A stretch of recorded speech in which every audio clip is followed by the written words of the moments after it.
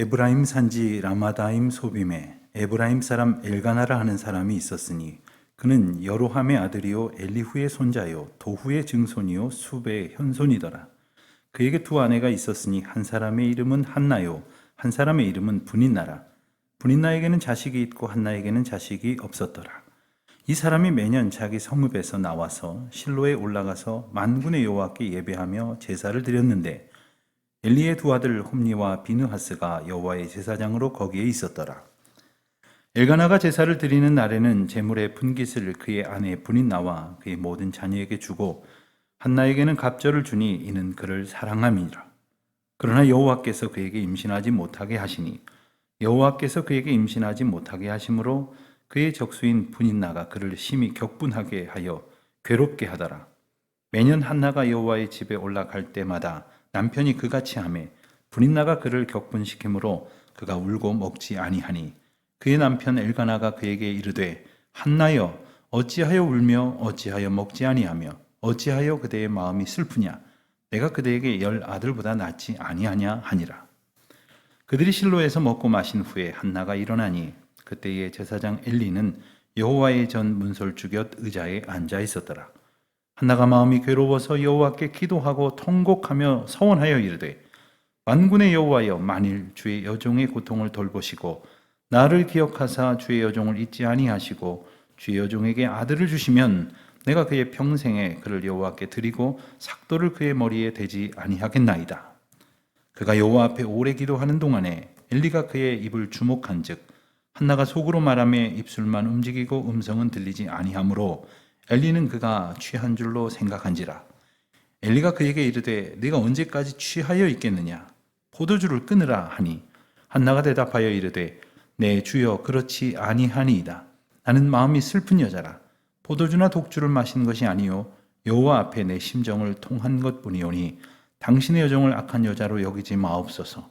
내가 지금까지 말한 것은 나의 원통함과 격분됨이 많기 때문이니이다 하는지라. 엘리가 대답하여 이르되 평안히 가라. 이스라엘의 하나님이 네가 기도하여 구한 것을 허락하시기를 원하노라 하니 이르되 당신의 여종이 당신께 은혜 입기를 원하나이다 하고 가서 먹고 얼굴에 다시는 근심빛이 없더라. 아멘. 어느 구역에서 구역 식구들이 대화를 나눕니다. 여러 가지 은혜로운 이야기를 나누다가 그 중에 한 분이 우리 집에는 이런 문제가 있어요. 그리고 걱정거리 하나를 꺼내 놓았습니다. 그랬더니 또 다른 분이 이야기를 합니다. 우리는 아이가 공부를 한다고 하는데 성적이 안 올라요. 아, 그래요? 우리 집은 남편이 사업을 한다고 하는데 돈을 안 벌어와요. 우리 집은 식구들 건강이 걱정이에요. 시부모님들이 너무 많이 연세가 드셔서 이제는 기력이 많이 세해지셨어요. 아, 집을 팔아야 되겠는데, 집을 사야 되겠는데 온갖 걱정거리들을 이야기하고 있는 중에 한켠에 계신 한 집사님이 그저 빙긋이 웃고만 계시더랍니다. 그래서 물었답니다. 혹시 그 집에는 무슨 걱정거리, 문제가 없어요? 그랬더니 대답하시기를 문제는 없고요. 그냥 기도 제목이 몇 가지 있습니다. 뭔데요? 아까 여러분들 말씀하신 그런 것들입니다. 그렇습니다. 어떤 것을 문제로 여기면 그때부터 그건 문제입니다. 그러나 기도의 제목으로 삼으면 하나님 앞에 가지고 나아가서 하나님의 은혜를 얻을 수 있는 계기가 시작되는 것입니다. 문제라고 말할 것이 없는 사람이 어디 있겠습니까? 문제 없이 살았던 시절들이 어디에 있겠습니까? 돌아보면 모든 시간들이 문제였지만 그래서 하나님께서는 우리에게 기도하게 하셨고 또 그 기도하게 하시는 중에 은혜를 베푸신 것이 아닙니까? 오늘 우리는 읽은 본문 말씀을 통해서 참 심각한 문제를 갖고 있으나 주님 앞에 기도하는 제목으로 가지고 나온 한 여인을 만나게 됩니다. 그녀의 이름은 한나입니다. 우리가 본대로 그녀의 우선 눈에 두드러지는 문제라고 한다면 자녀가 없다는 것이라 이렇게 말할 수 있을 것입니다. 하지만 오늘 본문에 나오는 등장인물들의 면면을 보면 한나에게만 문제가 있었던 것은 아닌 것 같습니다. 자, 어떤 사람이 등장을 합니까? 우선 그의 남편 엘가나가 소개가 됩니다. 사무엘상 전체의 시작이 이 엘가나에 대한 소개로 시작이 되고 있습니다. 1절 말씀을 보니까 그는 에브라임 사람이라 했습니다. 에브라임 지파의 사람. 에브라임 지파 하면 누가 떠오르십니까? 바로 여호수아가 있습니다. 이스라엘 백성들의 역사적인 인물 가운데 가장 용맹스럽고 가장 위대했던 지도자 중에 한 사람인 여호수아, 그가 속하여 있던 에브라임 사람이다. 엘가나가 그런 사람이라는 거예요. 게다가 1절을 보니까 그의 아버지, 할아버지, 증조부, 고조부까지 족보가 소개가 됩니다. 대단한 가문이라는 것을 암시하는 것이지요. 이스라엘 백성들이 알만하니까 기록한 것이 아니겠습니까? 역대상에 나와 있는 엘가나 가문의 족보를 보면 그는 레위 지파입니다. 그리고 레위 지파로서 그는 또한 성전에서 찬양하는 일을 맡은 그 집안의 후손이 됩니다. 그러니까 집안도 좋아요, 출신도 좋아요, 지파도 좋아요.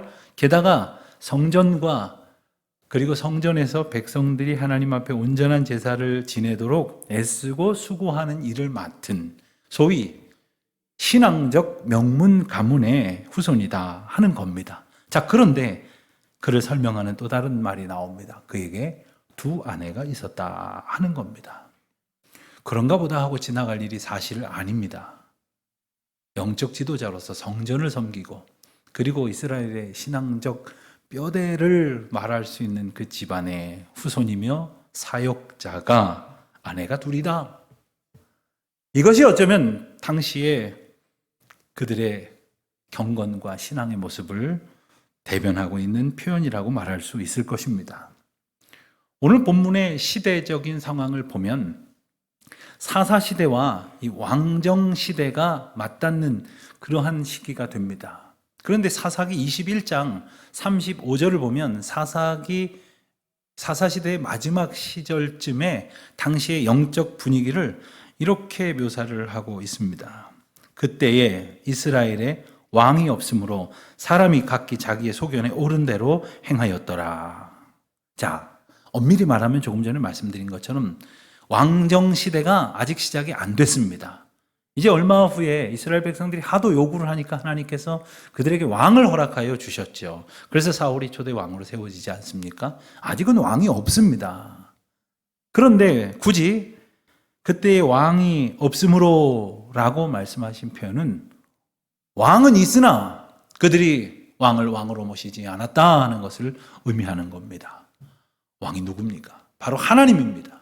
하나님이 그들의 왕이신데 이스라엘 백성들은 하나님을 나의 왕, 우리 왕으로 모시고 순종하는 것이 아니라 각기 자기의 소견에 옳은 대로, 쉽게 말하면 제 마음대로 행했다는 거예요. 자기 마음대로 살던 시대.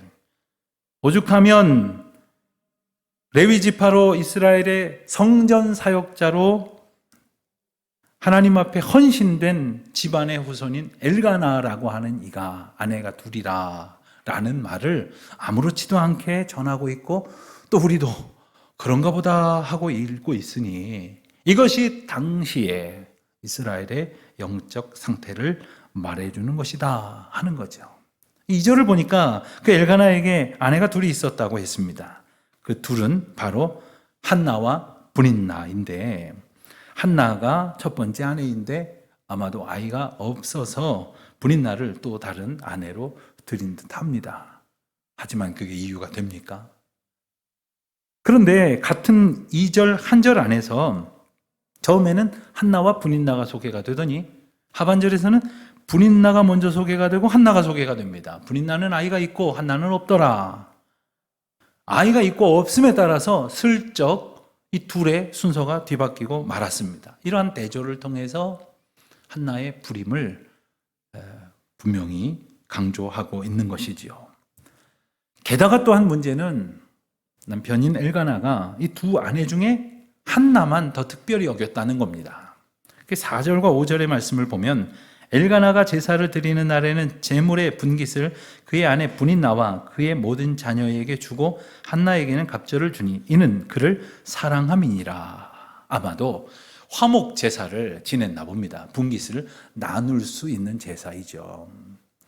제사로 큰 소나 어떤 짐승을 바치고 나서 그 제물을 이제 음식으로 삼아 그 가족들과 그 제사에 참여한 사람들과 이웃이 나눕니다. 그런데 그 모든 가족들에게 다 나누어 줄 때 한나에게는 갑절을 주었다는 것 아니에요? 한나를 더 사랑했기 때문이랍니다. 그런데 이게 문제가 되는 거예요. 아내가 둘인데 하나를 더 사랑하여 이 물건을 나누어 주는데도 갑절을 주었다고 하니까 브닛나가 한나를 미워하기 시작을 합니다. 본문에 보니까 격동하게 했다고 그랬어요. 그런데 1장 한 장의 말씀에 브닛나가 한나를 격동하게 했다 하는 말이 3번이나 나와요. 그래서 한나는 자신의 기분을, 자신의 심경을 표현하기를 격분했다 이렇게 표현을 합니다. 여러분 기분이 어떠십니까? 라고 누가 묻는다면 한 번이라도 저 지금 격분했습니다 이런 표현 쓰신 적이 있으세요? 이거 쉽게 쓰는 표현이 아닙니다. 그런데 한나의 심정이 지금 이렇다는 거예요. 격분한 상태에서 살아가고 있다는 거예요. 한 번, 두 번도 아닐 겁니다. 그 많은 세월 동안 브닛나는 둘째 부인이었음에도 자기가 아이를 가졌다는 이유로, 그리고 엘가나가 한나만 더 사랑하는 것 같으니 그 불일 듯 일어나는 시기와 질투까지 더하여져서 한나를 있는 대로 핍박했다는 거예요. 자, 그러니 이 집안 분위기가 어떻겠습니까? 그러니 이 집안의 문제가 이제 드러났습니다.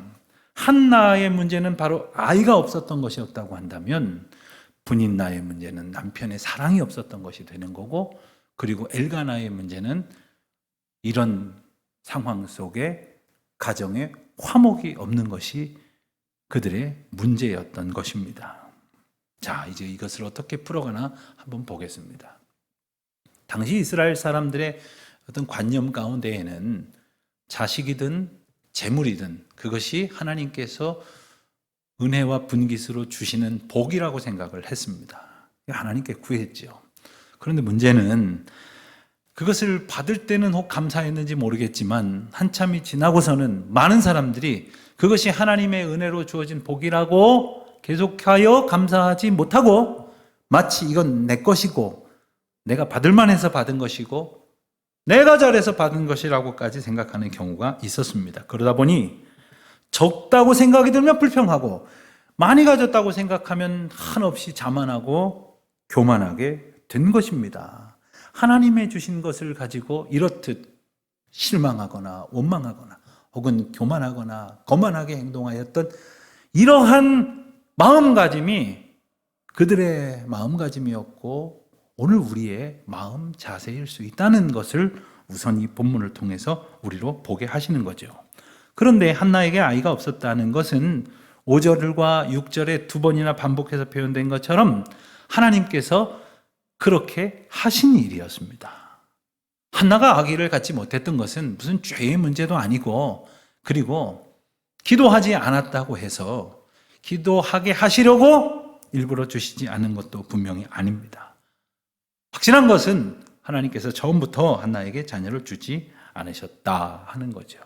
그러니 한나의 불임의 근원이 하나님께로부터 있다면 그 불임 문제의 해결도 하나님께 있다는 것을 알 수 있습니다. 우리가 쉽사리 잘 알 수는 없지만 하나님의 뜻은 어디에 있었을까요? 무엇보다도 하나님께서는 오늘 본문에 나오는 인물들을 통해서 하나님이 주시는 것을 받은 자와 받지 못한 자를 대조적으로 보게 하심으로 인간이 어떠한 속성으로 하나님 주신 것에 대해서 반응하느냐, 이것을 우리로 보게 하시는 겁니다. 자, 브닛나는 자식을 얻었습니다. 그런데도 불구하고 하나님 앞에 감사의 태도로 살지 못했습니다. 오히려 남을 미워했습니다. 그리고 자기가 가지지 못한 것으로 인하여 남을 격동하고 괴롭혔습니다. 어쩌면 남편의 편에 대한 화풀이였는지도 모르죠. 만일 분인나가 자식이 있었다는 것이 하나님께서 하신 일이었다는 사실을 알았다면 그는 이렇게 행동할 수 없었을 것입니다. 하지만 분인나는 하나님의 뜻을 구하기보다는 자기 소견에 오른 대로, 자기 마음대로 한나를 핍박하고 말았습니다. 자, 그들이 이제 가지고 있었던 어떤 문제들에 대해서 어떤 방식으로 해결을 도모했는지를 살펴본다면, 엘가나는 자, 가정에 불화가 있어요. 한나가 마음이 아픈 것 같아요. 어떻게 하면 좋을까 하고서는 한 일이 분깃을 2배로 나누어 줬다는 거죠. 그리고는 그가 마음이 편안해지기를 바랬을 것입니다. 어떤 방식으로 해결한 겁니까? 물질로 해결하려고 했던 거예요. 한마디로 돈으로 어떻게든 막아보려고 했던 거죠. 그것이 위로가 될 것이라고 생각했지만 해결은커녕 오히려 더 큰 불화를 야기하고 말았습니다. 그런데 가만히 보면 오늘날에도 많은 사람들은 집안이건 혹은 자기의 삶의 자리건 어떤 문제가 생기면 돈으로 해결을 볼 수 있지 않을까 이런 생각을 하지는 않습니까? 그로 인하여 분인나의 분노가 더 가중되었습니다. 그리고 더 극심하게 분인나는 한나를 공격했고, 그래하여 분인나가 택한 방식은 바로 계속되어지는 공격성과 한나를 향한 핍박이라고 하는 방식을 택했던 거죠. 물론 이 역시 적절한 해법은 당연히 아니었습니다. 자, 그에 반해 한나가 택한 해결 방식은 무엇이었는가? 바로 기도였습니다. 우리는 여기서 한나가 기도 외에는 다른 방법을 하나도 쓸 수 없었을까 잠깐 생각해 볼 필요가 있습니다. 아니었을 것 같습니다. 우선 한나에게는 남편의 든든한 지지가 있었거든요. 그리고 어쨌든 본인이 본 부인 아닙니까? 비록 지금 자식이 내게는 없고 저긴 자식이 있다 할지라도 남편의 사랑과 지지를 힘입어서 얼마든지 오히려 분인나를 공격하고 자식까지 빼앗고 쫓겨낼 수도 있었을지 모르겠어요. 그러나 한나는 그런 방식을 택하지 않았다는 겁니다. 대신 이 일은 하나님께 속한 일이라고, 내가 악의를 갖지 않는 것도 못하는 것도 하나님께서 하신 일이라고 하는 것을 깨닫고 하나님께 그 뜻을 구합니다. 하나님께 기도했던 거죠.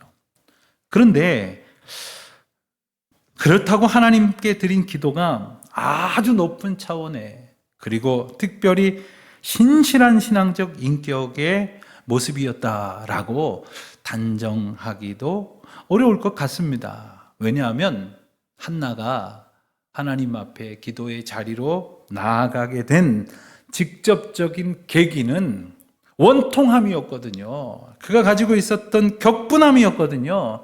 그래서 견딜 수 없이 화가 나고 속이 상해서 하나님 앞에 나아가 통곡하고 기도를 했으니 사실 그 기도 가운데에 무슨 고상한 하나님 앞에 아뢰미 있었겠습니까? 그러나 하나님께서는 한나의 기도 가운데에 그 수준의 고상함이나 아름다움을 주목하신 것이 아니라 얼마나 전심으로 전적으로 하나님을 의지하며 주님 앞에 나와왔는가를 주목하신다는 거죠. 한나의 기도는 오직 하나님만 바라보는 기도였습니다. 다른 모든 방법들을 기대하지도 않고 그리고 의지하지도 않았습니다. 남편이 마음을 좀 더 써준다고, 분깃을 좀 더 준다고 해결될 거라고 기대하는 것도 아니고 그런 방식으로 분인나와의 갈등이 해결될 것이라고 소원하지도 않았습니다. 그는 그것을 바랬던 것이 아닙니다. 여인으로서 또 레위 지파의 혈통을 이어받게 해야 할 한 집안의 어머니가 되어서 마땅히 그 집안 대대손손 그랬던 것처럼 하나님과 성전을 위해 귀하게 쓰임 받을 아들을, 하나님의 일을 감당할 하나님의 아들을 갖고 싶어 하는 열망이 있었을 뿐이었어요. 그것이 하나님을 향한 소원이었기 때문에 그는 쉽게 이것을 버릴 수 없는 노릇이었습니다. 그래서 기도했습니다. 포기하지 아니하고 기도했습니다. 그런데 분인나가 한나를 핍박하는 일이 매번 계속이 된 거예요. 해마다 성전에 올라갈 때마다 이런 일이 일어나니 또 그날도 한나는 다시 울고 먹을 것을 먹지 못하고 슬퍼하고 있었습니다. 8절을 보니까 엘가나가 어떻게 반응을 합니까? 한나에게 말합니다. 한나여 어찌하여 울며 어찌하여 먹지 아니하며 어찌하여 그대의 마음이 슬프냐. 어찌하여가 3번이나 나와요. 그런데 정말 묻고 싶어요. 정말 모르느냐? 어찌하여 그것을 3번이나 반복해서 묻느냐라고 묻고 싶은 거예요.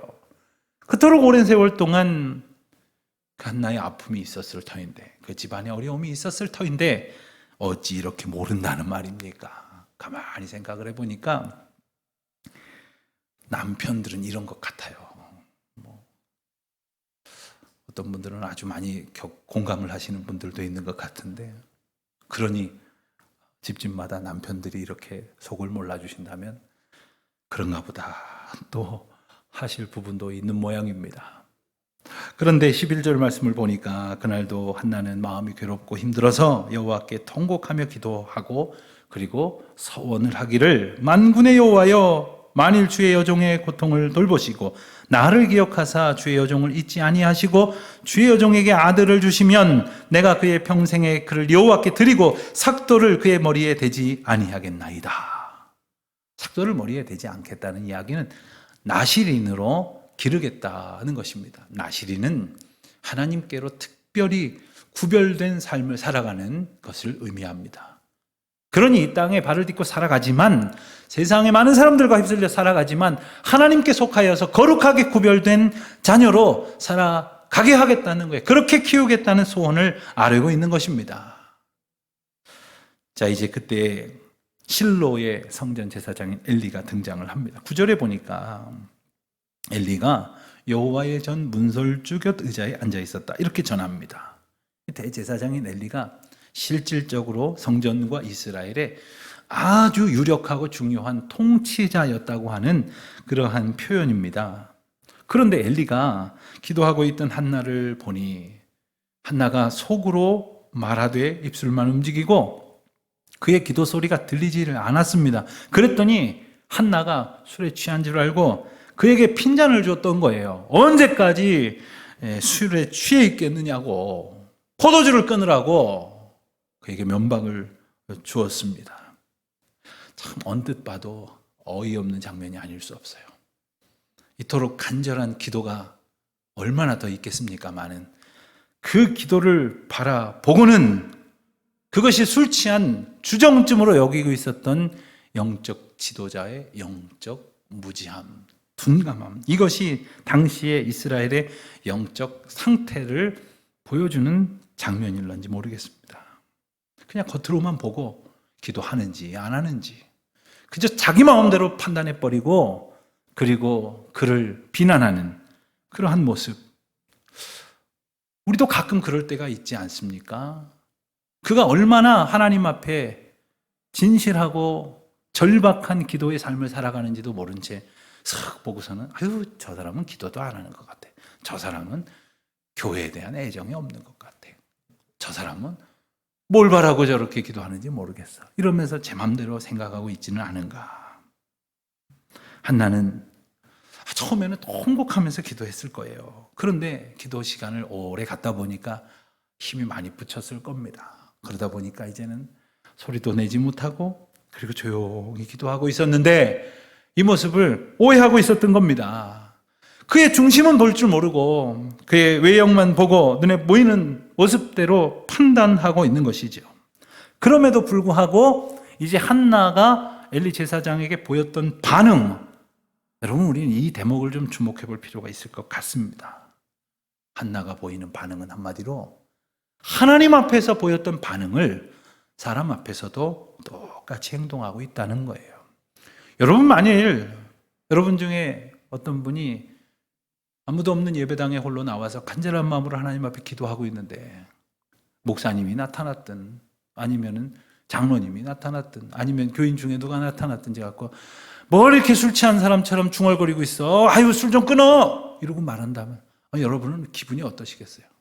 안 그래도 속이 상해서, 안 그래도 마음이 아파서 주님 앞에 토설하고 있는데 그런 소리를 하고 있으면 큰 소리 치면서 당신이 뭘 알아, 아무것도 모르면서 이게 기도하는 건지 술 취해서 하는 소리인지도 모르는 주제! 그러면서 소리를 버럭버럭 지르고 쏴붙이지는 않을까요? 그런데 한나는 어떻게 했는지 보십시오. 엘리 제사장 앞에 상상할 수 없는 겸손한 반응을 보입니다. 15절 16절을 보면 네 주여, 심지어 그렇게 엉뚱한 핀잔을 주었던 엘리 제사장에게 한나는 네 주여 라고 부릅니다. 그렇지 아니하여 나는 마음이 슬픈 자입니다. 포도주나 독주를 마신 것이 아닙니다. 여호와 앞에 내 심정을 통한 것일 뿐입니다. 이렇게 그는 간절한 마음으로 자신의 심경을 드러내고 있는 겁니다. 사랑하는 성도 여러분, 성도가 하나님 앞에 늘 바로 서는 삶을 지향한다면 사람들 앞에서도 이러한 올바른 신앙적 인격으로 살아가기 마련입니다. 성도가 늘 하나님 앞에 살기를 소원하는 심정으로 기도하며 간구한다면 어디에 있든지 누구를 만나든지 무슨 이야기를 듣든지 어떤 상황 속에 놓여 있든지 주님 앞에 하듯 모든 사람들을 대할 수 있을 겁니다. 그렇지 않으면 하나님 앞에 뜨겁게 열심으로 기도하다가 기분 나쁜 사람 만났다고 기분 나쁘게 대하고 화가 났다고 화를 쏟아내고 그런 마음으로 살아가는 사람이라면 애초부터 하나님 앞에 있다는 사실을 망각했거나 어쩌면 한 번도 하나님 앞에서 진실한 마음으로 살아보지 못한 것일 수도 있다는 거예요. 저는 우리 모든 교우 여러분들이 이 시로부터 누구를 만나든 어떠한 상황 속에 있든 무슨 소리를 듣든 내가 주님 앞에 기도의 사람으로 살아가고 있음을 늘 인식하여 주님이 주신 은혜로 그 신앙적 인격으로 주님 앞에 갖는 태도로 모든 사람들을 대할 수 있는 저와 여러분이 되시기를 주님의 이름으로 축원드립니다. 한나는 어쩌면 너무나도 가슴 아프고 그리고 속이 상하고 괴로운 절대적인 절망과 고통 속에 있었지만 그래서 아무도 의지할 수 없는 가운데 있었지만 그렇기 때문에 그는 주님 앞에 엎드릴 수 있었던 거예요. 어쩌면 우리가 이렇게도 해볼 수 있고 저렇게도 해볼 수 있다면 그렇게 해보려고 쫓아다니느라 시간도 기회도 다 허비해버리고 말지 모르겠어요. 주님 앞에 기도하는 것밖에 방법이 없다면 그것은 은혜입니다. 그것은 그 어떤 것보다도 큰 하나님의 은총이 아닐 수 없습니다. 성경은 그와 같은 이야기들로 가득 차 있는 거예요. 주님의 자녀들이 주님만 의지할 수밖에 없기에 간절한 심정으로 기도하고 있는 이야기들. 야복 강가에서 부르짖으며 기도했던 야곱이 그랬습니다. 홍해가 앞에 가로지 막혀 있으나 하나님 앞에 뜨거운 심정으로 부르짖었던 모세와 이스라엘 백성들이 그랬습니다. 불뭇불과 사자굴에 던져지게 되었지만 오직 주님만 의지하는 심정으로 기도했던 다니엘과 친구들이 그랬으며 죽으면 죽으리라 하는 각오로 결연한 의지로 주님만 붙들었던 에스더가 그랬습니다. 예레미야와 에스겔과 이사야와 수많은 선지자들이 오직 그러한 마음으로 주님을 전적으로 붙들고 의지했으니 그에게 허락된 것처럼 큰 은혜가 또 어디에 있겠습니까? 사랑하는 성도 여러분, 사도 바울로부터 모든 전도자들이 그리고 지금도 하나님의 말씀만 붙들고 하나님의 인도하심만 의지하며 세상 어떤 것도 더 이상 의지하지 않겠다고 오직 주님께만 마음을 두며 그 전적인 인도하심에 순종하는 모든 이들의 기도 앞에 주님은 함께 하시는 것입니다. 예수님도 말씀하셨잖아요. 애통하는 자에게 복이 있나니 저희가 하나님의 위로를 얻을 것이며 그렇습니다. 하나님께서는 한나와 함께 하셨어요. 한나의 기도를 들으셨어요. 한나의 기도 가운데에 주님은 함께 계셨던 것입니다. 사랑하는 성도 여러분, 새해가 시작되었지만 희망보다는 걱정이 많은 분들이 계십니까? 어쩌면 이미 그 희망조차 누리지 못할 만큼 큰 어려움 중에 그러나 절박한 심정으로 기도하는 분들이 계십니까? 그렇기에 주님은 더욱 우리를 붙들어 주실 것이며 주님은 우리와 함께 하시는 은혜를 더욱더 확실하게 분명하게 보여주실 것입니다. 오늘 말씀의 맨 마지막 표현을 보면 주님께서는 이제 한나의 기도에 대해서 엘리 제사장을 통해서 대답하시고 나니 한나는 이렇게 대답을 합니다. 당신의 여종이 당신께 은혜 입기를 원합니다 하고는 가서 먹고 잘 먹지도 못했거든요. 그리고 얼굴에 다시는 근심빛이 없더라 하고 전하고 있습니다. 여러분, 그가 바라는 아이가 생겨서 얼굴빛이 바뀐 것이 아니에요. 지금 상황은 하나도 달라지지 않았어요. 그러나 그가 기도했고 기도하는 가운데 주님이 함께 계심을 확신했던 것이죠.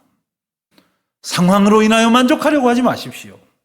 내가 원하는 대로 돼야만 내가 기뻐하리라고 생각하지 마십시오. 주님이 나와 함께 하심으로 인하여 즐거워하십시오. 주님이 우리의 기도를 들으심으로 인하여 평강을 누리십시오. 어느새 주님이 우리와 함께 하심으로 나의 얼굴빛이 변하여 기쁨으로 충만한 찬송의 삶을 살아가게 될 것입니다. 그 은혜가 여러분 가운데 가득하시기를 축원합니다.